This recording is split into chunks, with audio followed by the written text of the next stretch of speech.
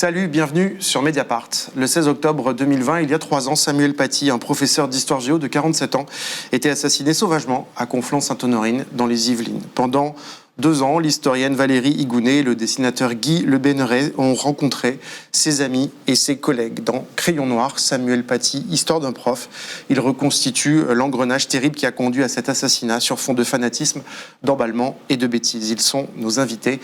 C'est à l'air libre, l'émission d'actualité et de débat de Mediapart.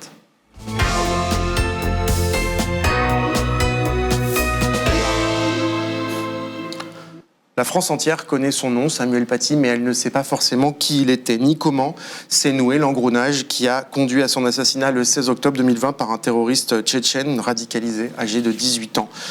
Nous raconter Samuel Paty, c'est l'idée de votre roman graphique Crayon Noir, Valérie Higounet et Guy Le Béneret. Merci d'être avec nous. Au début du livre, il y a cette citation de Yannick Enel, raconter, c'est empêcher que la mort ait le dernier mot, c'est-à-dire... C'est-à-dire justement, je crois que ces quelques mots résument en fait notre intention, c'est-à-dire que on ne pouvait pas oublier Samuel Paty. Et l'objectif de Crayon Noir, c'est justement de raconter qui était cet homme.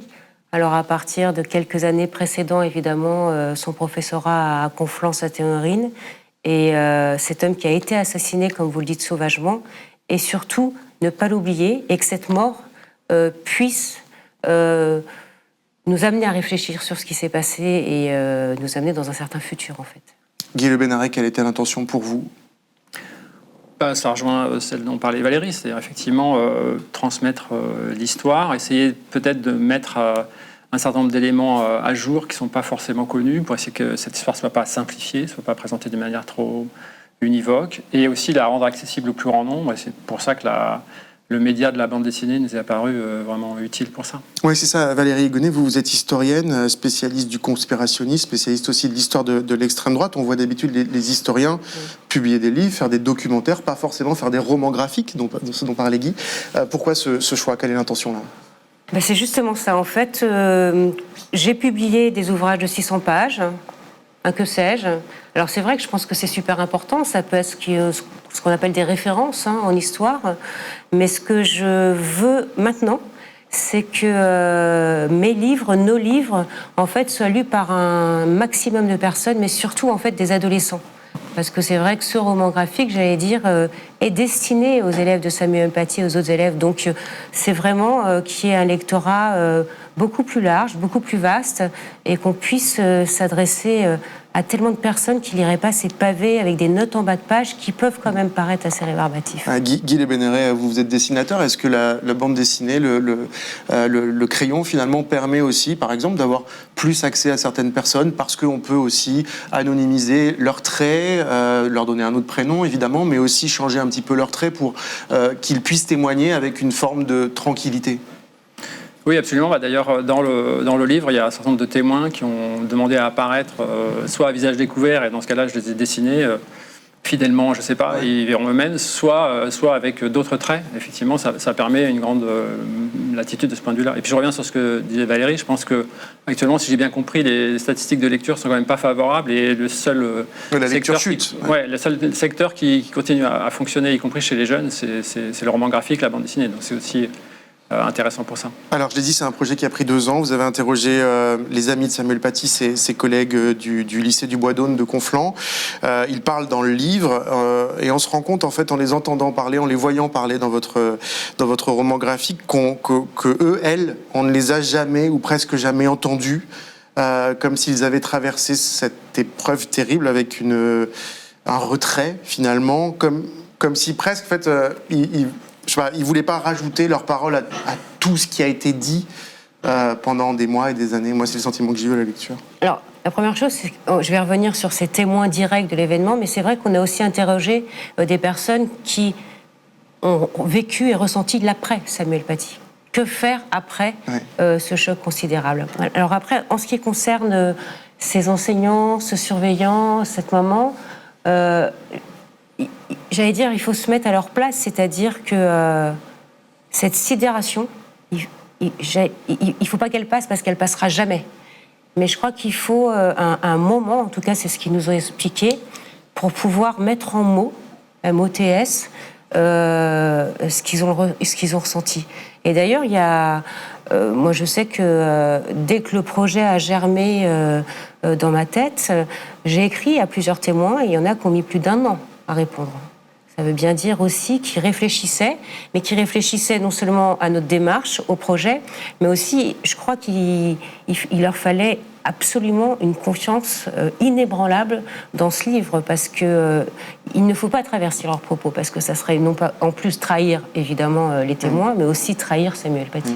Et vous les avez vus se reconstruire, avancer, pour certains changer de vie. Vous le dites dans le livre, il y a parfois des professeurs, des collègues très proches qui ont changé de vie, changé de lieu et ouvert un nouveau chapitre de leur vie, parce que il fallait passer à autre chose. Oui, je pense que pour chacun et chacune d'entre eux, il y a eu avant et après cette affaire, évidemment. Et pour certains, la solution a été de quitter l'éducation nationale parce qu'ils ne se voyaient pas, comme ils le disent d'ailleurs dans le témoignage, mais qu'ils ne se voyaient pas pouvoir avoir la distance nécessaire, pouvoir continuer à plaisanter ou à reprendre des remarques d'élèves dans la même détente, on va dire, que quand ils étaient profs avant cette histoire. Donc, alors, il y a aussi, si je peux me permettre, quelque chose qui est très important. Alors, déjà, je dirais se construire avec. Se reconstruire, c'est beaucoup dire, parce que je pense qu'ils ne se reconstruiront jamais avec ce choc. Après, c'est vrai qu'il y a quelques jours, nous avions décidé avec Guy et l'éditrice de rencontrer quelques témoins pour leur remettre crayon noir. Et il y en a un qui nous a dit, qui est toujours prof au Bois d'Aulne, que non seulement que sa passion pour ce professorat était intacte et que pourquoi pas cet assassinat les propulse encore plus, j'allais dire, dans l'envie de continuer à être prof. Et ça, je crois que c'est quelque chose d'assez important aussi, il ne faut pas l'oublier. On va en venir à ce que vous racontez dans le livre, donc le détail, les circonstances finalement de cet engrenage qui a mené à son assassinat un vendredi soir après les cours, décapité par ce terroriste islamiste. Mais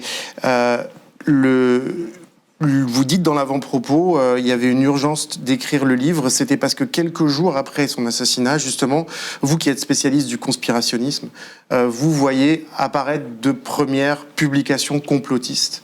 Et là, vous vous dites quoi? C'est pas possible, il faut raconter cette histoire dans toute son exactitude. Alors, déjà, quelques minutes. Le complotisme, c'est ça. Maintenant, c'est du complotisme en temps réel avec Internet, hein. Donc, comme on est baigné là-dedans à Conspiracy Watch, oui, je lisais. Et puis, au fur et à mesure, j'allais dire que les heures avançaient, que les jours avançaient, j'ai trouvé qu'il y avait des publications qui étaient évidemment scandaleuses. C'est l'essence du complotisme, mais vraiment, il y en a une qui était pour moi ignoble. Et est-ce que ça a été le déclic? Je ne sais pas. C'est vrai que... on se dit toujours quelque chose comme ça, il faut pouvoir écrire. Mais je crois que oui, ça a été le déclic parce que je me suis dit, mais où est-ce qu'ils vont s'arrêter? Et j'ai pas la prétention de les arrêter, ça ne marchera jamais. Mais en tout cas, c'est vrai que ce poste m'a fait réfléchir et je me suis levée. Et c'est à ce moment-là que j'ai décidé d'écrire, oui, sur Samuel Paty. Donc ce livre, c'est la mécanique, je l'ai dit, d'un assassinat qui commence par le mensonge d'une collégienne, mensonge repris, amplifié, diffusé sur les réseaux sociaux, repéré par un terroriste islamiste à la recherche d'une cible. Et ça s'inscrit dans un contexte qu'il faut peut-être rappeler, sans que ça excuse, bien évidemment, mais rappeler un contexte. L'historien rappelle toujours le contexte, c'est ce que vous faites. La rentrée scolaire 2020, s'ouvre le procès des attentats de janvier 2015 et Charlie Hebdo décide de republier les caricatures de Mahomet. Tout à fait. On est dans un contexte qui est plus qu'anxiogène, hein, et c'est vrai que cette publication des caricatures fait monter, entre guillemets, une pression, chez les islamistes radicaux, hein, et c'est vrai qu'il y a des appels au meurtre, hein, et ce terroriste tchétchène qui est bien branché sur les réseaux sociaux. Vous montrez que depuis plusieurs semaines et mois, en fait, il est dans une phase de radicalisation avancée, voilà, fasciné par la guerre en Syrie. Complètement. Ouais. Et au fur et à mesure, en fait, ce qu'on veut aussi montrer, c'est que il va trouver sa cible en Samuel Paty avec les posts, avec les publications donc de ce père, hein, de cet enfant qui ment, et aussi de cet homme radical aussi qui qui trouve dans cette histoire de Samuel Paty ce qu'il désirait, quoi, en fait. Alors, on va revenir sur justement dans un instant, mais d'abord, donc, on est dans ce contexte. Charlie Hebdo republie caricature et Samuel Paty, finalement, lui, dans son enseignement d'éducation morale et civique, va se dire qu'il peut être utile de montrer brièvement ses caricatures dans un cours sur la liberté d'expression. Absolument. Alors c'est quelque chose qu'il faisait depuis plusieurs années en fait. Il avait déjà montré les mêmes dessins l'année précédente et donc ça faisait partie des choix qu'il avait fait pour ce cours, où il s'agissait de mettre les élèves dans la situation du dilemme, de savoir est-ce qu'on doit publier les caricatures de Charlie ou pas, est-ce qu'il faut faire vivre la liberté d'expression, ou est-ce qu'il faut au contraire éviter ce genre de publication, par exemple ne pas augmenter les troubles à l'ordre public, par exemple. Samuel Paty, il a une culture de philosophe, la culture du dilemme, ça lui parle, c'est-à-dire c'est... Exactement. Ouais. Après, c'est un schéma classique de pédagogie, certains enseignants le préfèrent, d'autres le trouvent peut-être trop... le dilemme, c'est quand même une question de choix difficile, donc qui peut poser des problèmes aux élèves. Mais bon, lui, il a adopté cette forme-là pour ce cours-là. Valérie Gounet, qu'est-ce qui se passe puisque le fait qu'il ait fait ça, à un moment, va créer des questionnements auprès de parents d'élèves, va créer des questionnements dans la communauté enseignante également, ce que vous montrez bien dans le lycée. Qu'est-ce qui se produit à ce moment-là ? En fait, ce qui se produit, il faut parler de deux cours. Un premier cours où justement il y a cette question de liberté d'expression.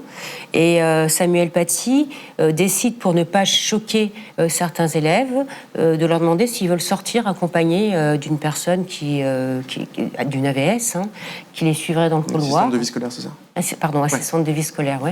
Et donc il y a 5 élèves d'origine musulmane qui décident de sortir. Premier cours. Après, c'est vrai que dès le lendemain matin, il y a une maman qui appelle le lycée en disant qu'elle trouve ça choquant, que sa fille s'est sentie discriminée par rapport au fait qu'on l'ait exclue.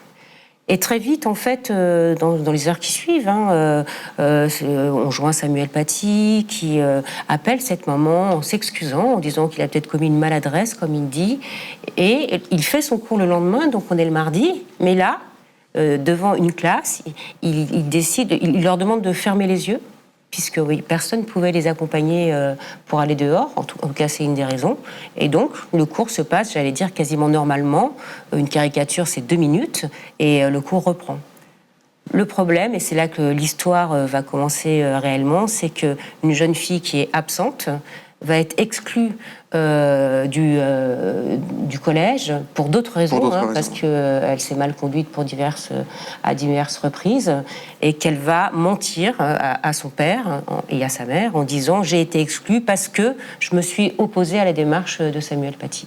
Et c'est là que ça commence vraiment. Voilà, donc là c'est la phase du mensonge, et puis arrive une phase qu'on peut appeler d'amplification, c'est-à-dire que le père de cet élève commence à faire un message sur les réseaux sociaux qui va d'ailleurs effacer assez vite, mais en quelques minutes, finalement, en quelques dizaines de minutes, ça prend et ça s'emballe.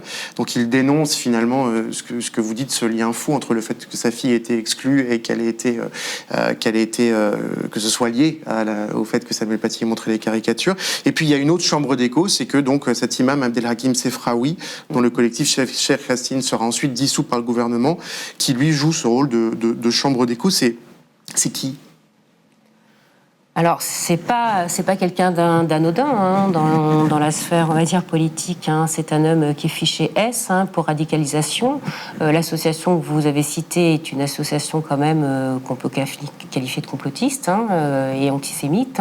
Donc c'est un homme, en fait, c'est un propagandiste, tout simplement. Et c'est vrai ce qu'il trouve dans ce père, dans ce Brahim Chnina, c'est une personne idéale pour asseoir ses opinions, pour les diffuser et pour justement en faire, j'allais dire, une publicité entre guillemets gigantesque. C'est vraiment un homme au centre de cette histoire de Samuel Paty. Il faut bien voir, quand vous dites qu'il a effacé, il faut bien voir que ce poste qu'il a effacé, il y avait l'adresse du collège, ouais, c'est ça. Il y avait le nom de Samuel Paty, et on a beau l'effacer, comme on sait avec les réseaux sociaux, ce n'est pas le problème. Ça existe, ça continue de circuler. Ça explose. Ouais. Ça explose. Ouais.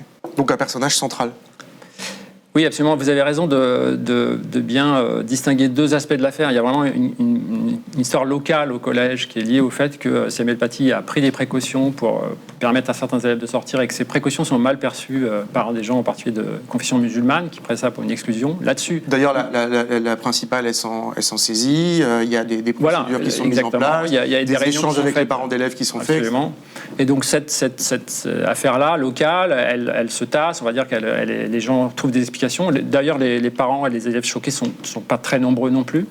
Et puis, il y a cette amplification extérieure au collège, dans les réseaux sociaux, qui là est liée à un mensonge, qui est quelque chose de complètement... Enfin, la description du cours et des actions de Samuel Paty par le poste du père de l'élève est complètement mensongère. Et c'est ça qui démarre, en fait. Et là-dessus, ça va résonner dans une sphère beaucoup plus large. Et ce, d'autant plus que le personnage en question, le père de l'élève, il est honorablement connu dans la communauté, parce que c'est quelqu'un qui s'est beaucoup engagé pour des actions caritatives à destination des musulmans. Et donc, naturellement, les gens ont tendance à le croire et à renvoyer son poste. Donc, il y a par exemple une mère d'élève qui témoigne un peu plus loin dans le roman et qui nous dit qu'elle a reçu ce message de 10 fois, 20 fois dans la semaine, provenant de différents pays, parce que tout le monde le relayait en se disant c'est quelqu'un d'honorable, s'il est arrivé ça, et sa fille lui ment pas, ça doit certainement être vrai. Et puis il y a ce tueur, donc ce réfugié tchétchène totalement radicalisé. Vous avez retrouvé ses tweets, ses messages, sa fascination pour l'État islamique qui est en Syrie à ce moment-là. Il recherche d'ailleurs, lui, à ce moment-là, des, je cite, blasphémateurs. Et il finira donc par attendre Samuel Paty à la fin des cours le vendredi 16 octobre. Ouais, c'est exactement ça, ouais. Il a le nom. Il a l'adresse, il a des contacts avec le père de l'élève. Il se contacte plusieurs fois, près d'une dizaine de fois au téléphone, par les réseaux sociaux. Et c'est vrai que très vite, on sent qu'il a trouvé sa cible en Samuel Paty. Et les jours qui précèdent donc le 16 octobre, il est en train, d'élaborer une sorte de scénario. Il va acheter une arme, une deuxième, etc. Et il prépare son crime. Et c'est un livre qui vaut aussi pour les archives, vous êtes historienne, que vous montrez, des archives véritables, oui. Les échanges et les mails que Samuel Paty a eus avec l'administration, oui. ou ses collègues, oui. avant d'être assassiné, ses agendas quotidiens, oui. notamment dans la période qui précède son assassinat, toute la période de cette rentrée-là. On voit ce qu'il a à faire de sa journée, les petites notes qu'il se met à lui-même, c'est des ébauches de cours, c'est vraiment très saisissant avec son écriture que vous avez reproduit, Guy.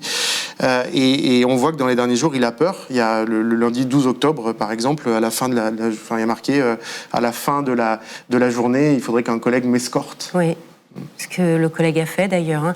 Mais en fait, c'est un livre d'histoire que j'ai écrit, que nous avons écrit, comme j'ai écrit les autres, c'est-à-dire avec des sources.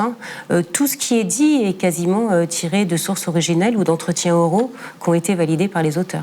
Et puis alors après, évidemment, sa mort, on s'en rappelle tous, je crois, c'est le choc, l'effarement, cet hommage national dans la cour de la Sorbonne avec One Life de U2, le livre commence comme ça, qui résonne dans la cour de la Sorbonne, ça n'a pas dû se passer souvent à la Sorbonne, enfin en tout cas récemment, et certainement pas dans le cas d'hommages comme ça nationaux, et Samuel Paty qui devient un symbole. Mais finalement, dans le livre, votre message, c'est, et c'est aussi pour ça qu'on a titré cette émission comme ça, c'est votre sous-titre, Samuel Paty, c'est un prof, c'est d'abord un prof, c'est totalement et absolument un prof.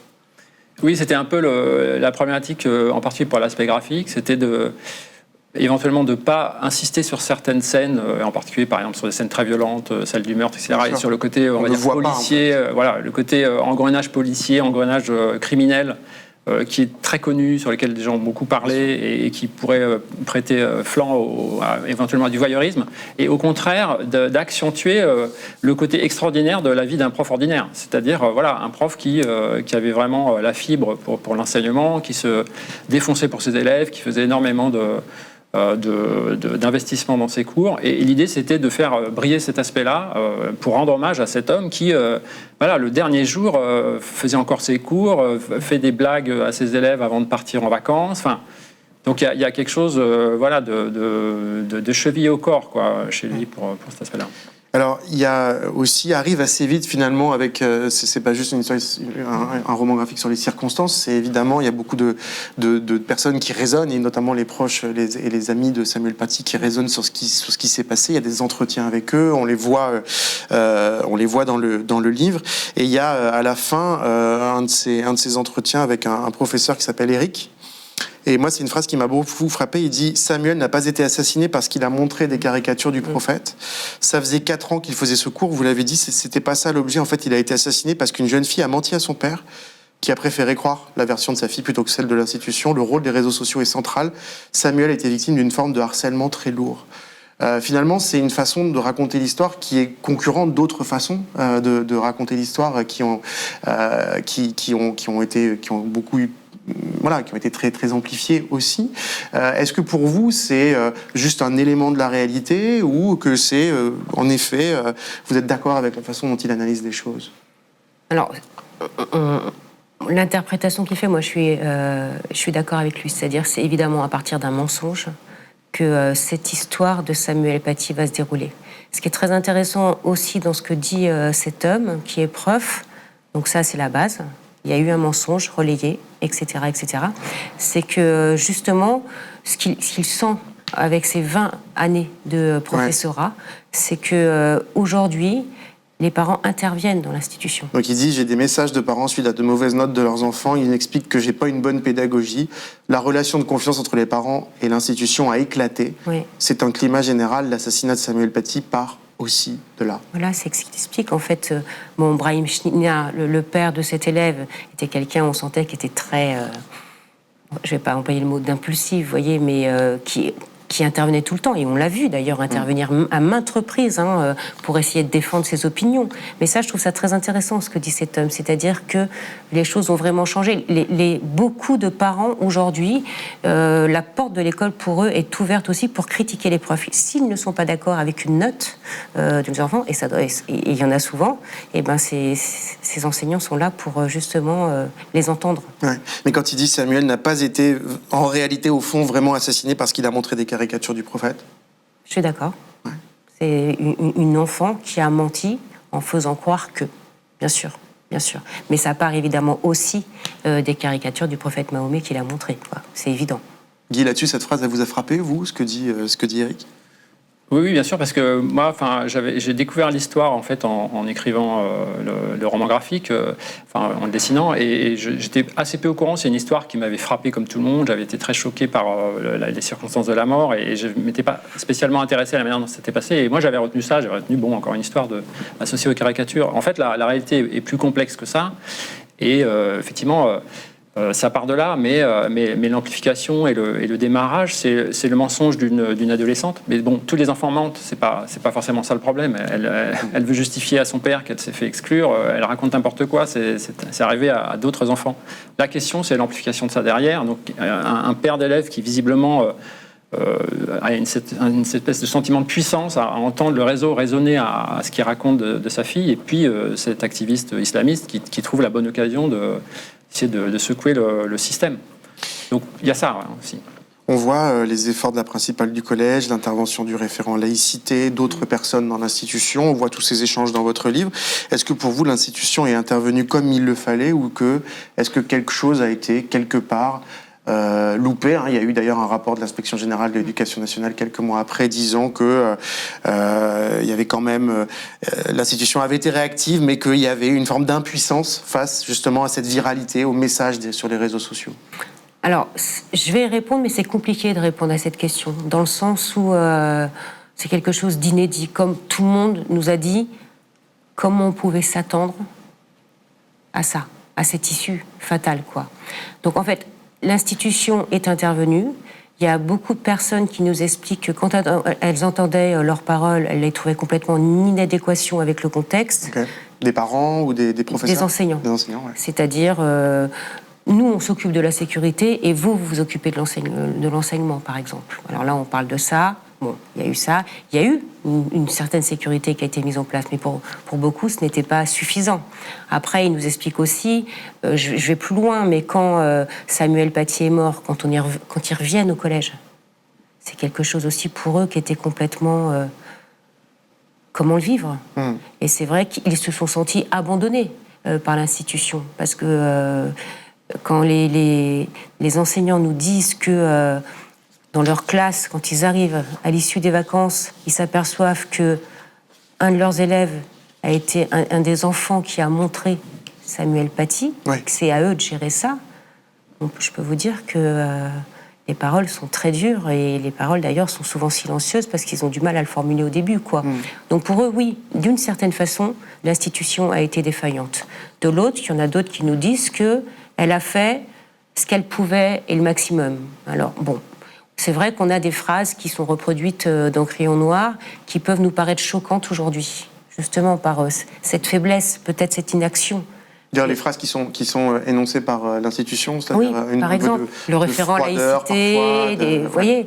Mais après, est-ce que c'est trop facile à le dire parce que on connaît l'issue? Ça, je sais pas. Mais c'est vrai qu'on sent en tout cas, ce qui est certain, c'est qu'il y avait une déconnexion réelle entre l'institution et le monde enseignant qui vivait cette peur qu'ils avaient, on va dire, depuis le lundi précédent le 16, c'était des personnes qui avaient très peur.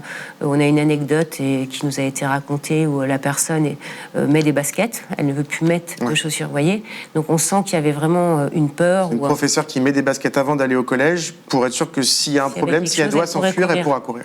Voilà. Ouais. Donc on a des réflexions qui sont comme ça. Donc pour eux, oui, il y a eu une déconnexion. Ouais.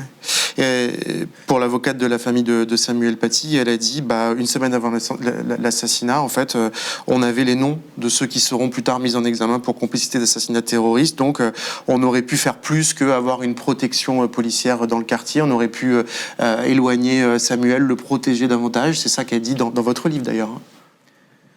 Oui, c'est sûr. Après, c'est toujours assez compliqué, ces histoires d'actions faites par des gens qui sont isolés. Le jeune Tchétchène qui agit, il a jamais été repéré, lui. Donc, les personnes qui ont été repérées, certes, ils ont fourni une information via cette campagne d'attaque contre Samuel Paty, mais le lien avec ce jeune terroriste, il n'est pas avéré. Et en tout cas, apparemment, les deux, le père de l'élève et l'activiste, aucun des deux ne savait effectivement ce qu'il allait faire.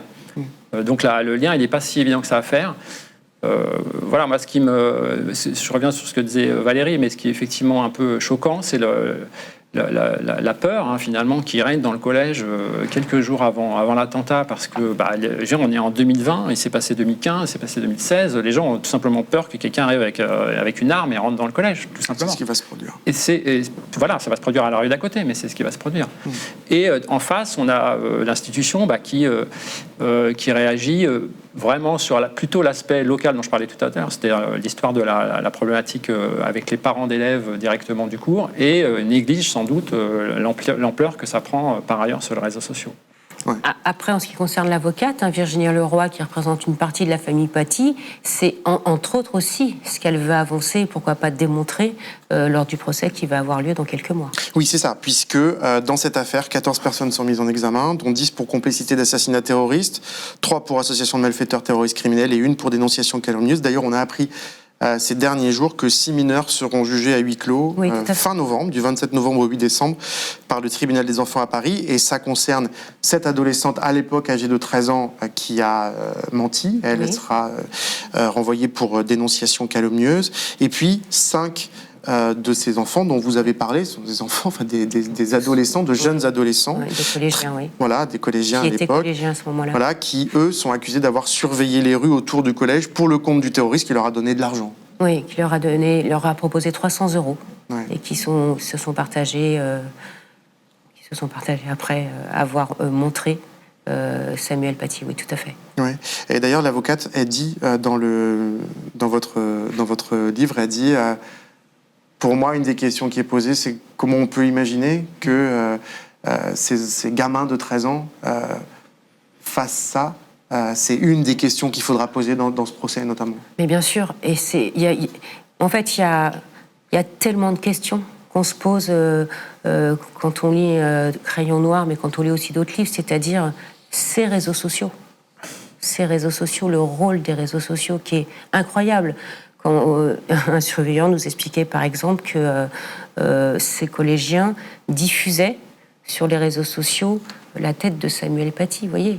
Donc on en était là aussi.